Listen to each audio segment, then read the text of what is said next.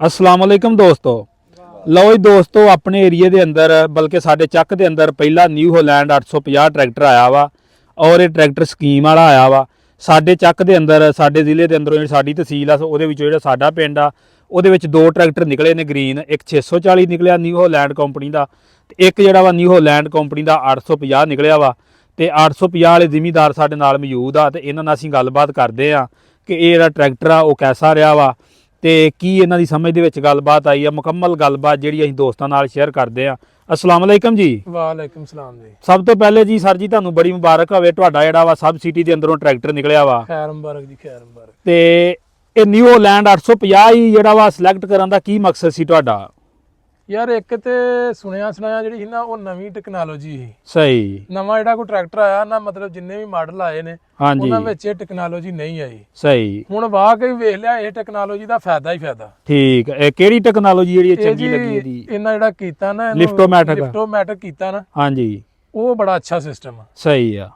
ਤੇ ਵੇਖੋ ਜੀ ਬੱਚੇ ਨੂੰ ਵੀ ਜਿਹੜੇ ਨਾ ਲੀਵਰ ਸੈੱਟ ਕਰਕੇ ਦੇ ਦੋ ਤੇ ਬੱਚਾ ਵੀ ਉਨੀ ਗਹਿਰਾਈ ਤੇ ਤੁਹਾਡਾ ਵਾਹ ਸਕਦਾ। ਕੋਈ ਸਾਰੇ ਬੰਦੇ ਦੀ ਏਡੀ ਕੋਈ ਜ਼ਰੂਰਤ ਨਹੀਂ ਇਹਨੂੰ ਹੁਣ। ਸਹੀ ਸਹੀ। ਤੇ ਨਿਆਣੇ ਵੀ ਲਈ ਫਿਰਨ, ਸਿਆਣੇ ਵੀ ਲਈ ਫਿਰਨ, ਇਹ ਕੰਮ ਆਸਾਨ ਆ ਬਹੁਤ ਜ਼ਿਆਦਾ। ਠੀਕ ਹੈ। ਫਿਰ ਦੂਸਰੇ ਟਰੈਕਟਰ ਸੀ ਉਹ ਨੁਕਰਾਂ ਲੈਣ ਲੱਗਿਆ, ਪਹਿਲਾਂ ਲੀਵਰ ਸੁੱਟਣਾ, ਫਿਰ ਟਰੈਕਟਰ ਨੂੰ ਤੋੜਨਾ, ਫਿਰ ਲੀਵਰ ਐਡਜਸਟ ਕਰਨਾ। ਇਹਦਾ ਇੱਕ ਵਾਰ ਐਡਜਸਟ ਕਰੋ ਤੇ ਸਕੂਨ ਨਾਲ ਉੱਤੇ ਬਹਿ ਕੇ ਤੇ ਮਜ਼ਾ ਲਓ। ਤੇ ਬਾਕੀ ਇਹ ਵੀ ਹੁਣ ਚਲਾਇਆ ਵਾ, 2 ਦਿਨ ਲਈ ਫਿਰਦੇ ਰਹੇ ਆ। ਤੇ ਛੋਟੀਆਂ ਮੋਟੀਆਂ ਜਿਹੜੀਆਂ ਨੇ ਉਹ ਕਮੀਆਂ ਹੈਗੀਆਂ ਨੇ, ਉਹ ਅੱਲਾ ਖੈਰ ਰੱਖੇ, ਕੰਪਨੀ ਨੂੰ ਕਵਾਂਗੇ ਵੀ ਕੱਢਣ। ਇੱਕ ਤੇ ਮਰਗਾੜਾਂ ਦਾ ਇਹਦਾ ਥੋੜਾ ਜਿਹਾ ਹੈ ਵਾ, ਜਦੋਂ ਇਦਾਂ ਦਾ ਵਾਹਣ ਆਉਂਦਾ ਨਾ ਤੇ ਮਿੱਟੀ ਡਰਾਈਵਰ ਤੇ ਬੜੀ ਸੁੱਟਦਾ। ਠੀਕ। ਦੂਸਰਾ ਜਿਹੜਾ ਅਗਲਾ ਇਹਦਾ ਸਿਸਟਮ ਆ ਨਾ ਇਲੈਕਟ੍ਰੋਨਿਕਸ ਦਾ, ਜਿਹੜਾ ਥੋੜਾ ਜਿਹਾ ਉਹਦੇ ਵਿੱਚ ਵੀ ਹੈ ਵਾ। ਇਸ਼ਾਰਿਆਂ ਨਾਲ ਬਟਨ ਨਾਲ ਜਦੋਂ ਕਿਤੇ ਪਿੱਛੇ ਮੁੜ ਕੇ ਵੇਖੋ ਉਦੋਂ ਗੋਡਾ ਲੱਗ ਜਾਂਦਾ। ਸਹੀ। ਉਹ ਆਪਣਾ ਕੰਮ ਸ਼ੁਰੂ ਕਰ ਦਿੰਦਾ।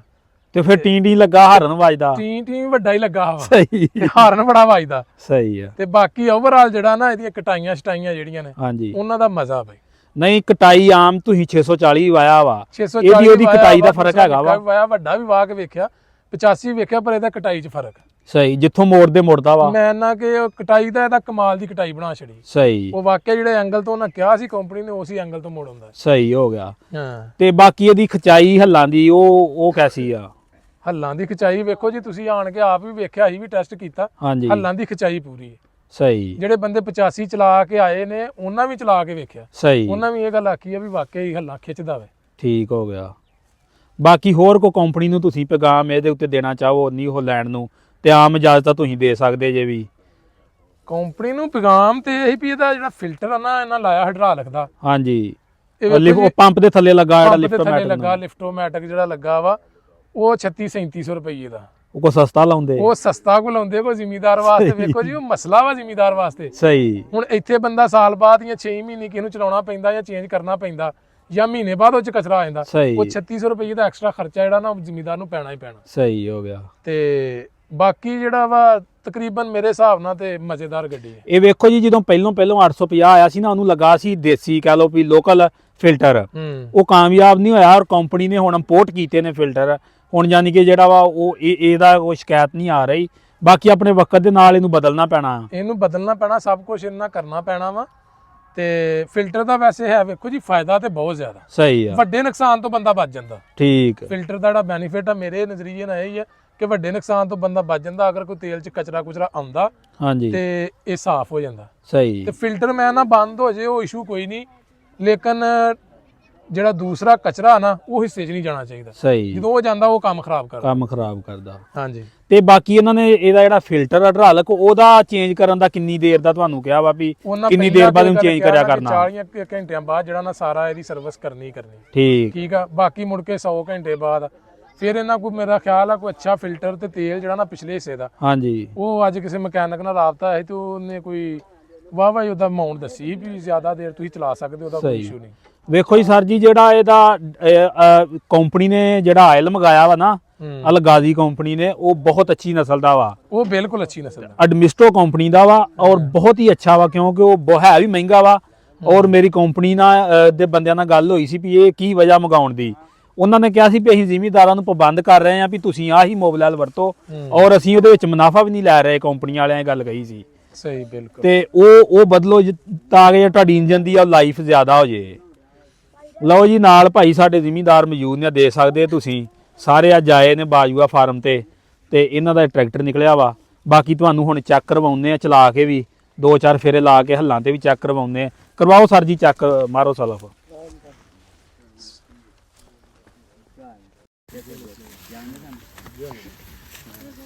ਲਓ ਜੀ ਦੋਸਤੋ ਰੌਣਕ ਲੱਗੀ ਆ, ਦੇਖ ਸਕਦੇ ਜੇ ਮਰੀਮ ਨਵਾਜ਼ ਨੇ ਰੌਣਕ ਲਾ ਦਿੱਤੀ ਜ਼ਿਮੀਂਦਾਰਾਂ ਦੀ ਹੈ। 10-10 ਲੱਖ ਰੁਪਏ ਸਸਤੇ ਟਰੈਕਟਰ ਦੇ ਛੜੇ ਆ।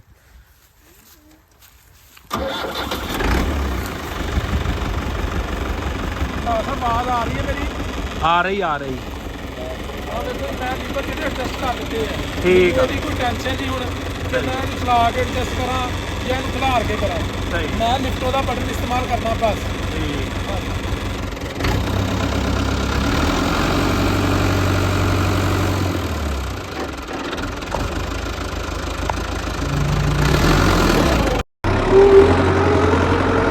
ਲਓ ਜੀ ਦੋਸਤੋ ਸ਼ੁਰੂ ਹੋ ਗਈ ਟੈਸਟਿੰਗ।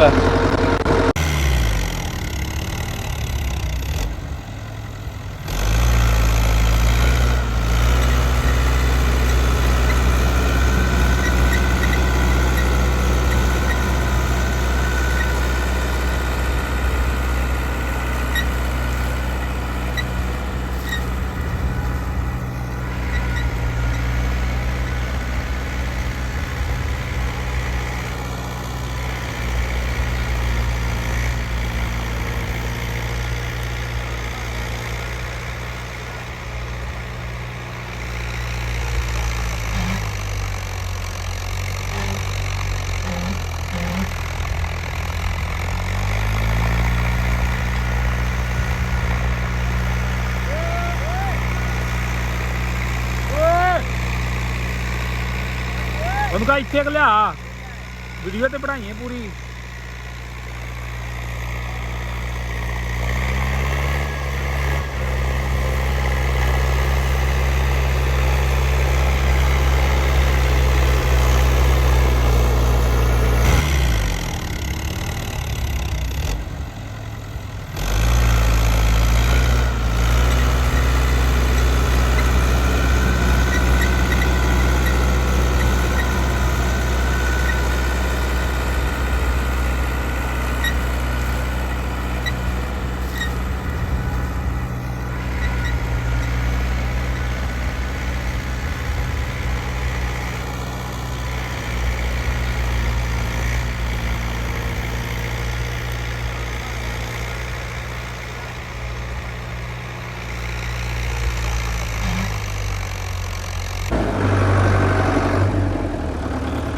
ਠੀਕ ਹੋ ਗਿਆ ਜੀ ਸਰ ਜੀ।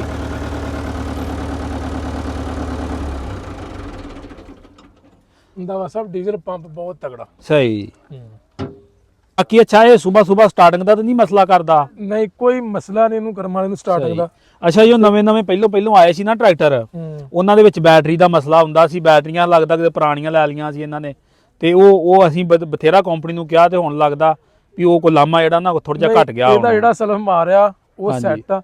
ਠੀਕ। ਦੂਸਰਾ ਇਹ ਆ ਵੀ ਹਾਲੇ ਦੀ ਜਿੰਨੀ ਮਰਜ਼ੀ ਲਾ ਕੇ ਵੇਖੀਏ, ਰੇਸ ਦੇ ਕੇ ਹੱਲਾਂ ਤੇ ਵੇਖੀਏ, ਟਰੈਕਟਰ ਧੂਆਂ ਨਹੀਂ ਵਿਖਾਉਂਦਾ। ਸਹੀ। ਖਿੱਚਦਾ ਜਿੰਨੀ ਮਰਜ਼ੀ ਸੁੱਟੋ, ਜਿੰਨੀ ਮਰਜ਼ੀ ਸੁੱਟੋ ਨਾ। ਸਹੀ। ਇਹ ਖਿੱਚਦਾ। ਠੀਕ। ਤੇ ਜਿੰਨੀਆਂ ਇਹਦੀਆਂ ਹੱਲਾਂ ਲਾ ਕੇ ਵੇਖੀਆਂ, ਜ਼ੋਰ ਲਵਾ ਕੇ ਵੇਖਿਆ, ਤੇ ਪੂਰੇ ਇਮਤਿਹਾਨ ਲੈ ਕੇ ਵੇਖਿਆ। ਸਹੀ ਆ। ਇਹਨੇ ਕਰਮ ਵਾਲੇ ਨੇ ਧੂਆਂ ਨਹੀਂ ਵਿਖਾਇਆ। ਠੀਕ। ਬਾਕੀ ਮੈਂ ਵੱਡੇ ਟਰੈਕਟਰ ਵੇਖਿਆ, ਜਦੋਂ ਪੈਰ ਦੇਣਾ ਨਾ ਉਹਨਾਂ ਇੱਕ ਵਾਰ ਲੰਬਾ ਜ਼ਰੂਰ ਮਾਰਨਾ। ਸਹੀ। ਤੇ ਇਹ ਲੰਬੇ ਵਾਲਾ ਨਹੀਂ ਕੰਮ ਇਹਦੇ ਵਿੱਚ ਹੈਗਾ। ਠੀਕ। ਇਸ ਗੱਲੇ ਵੱਧ।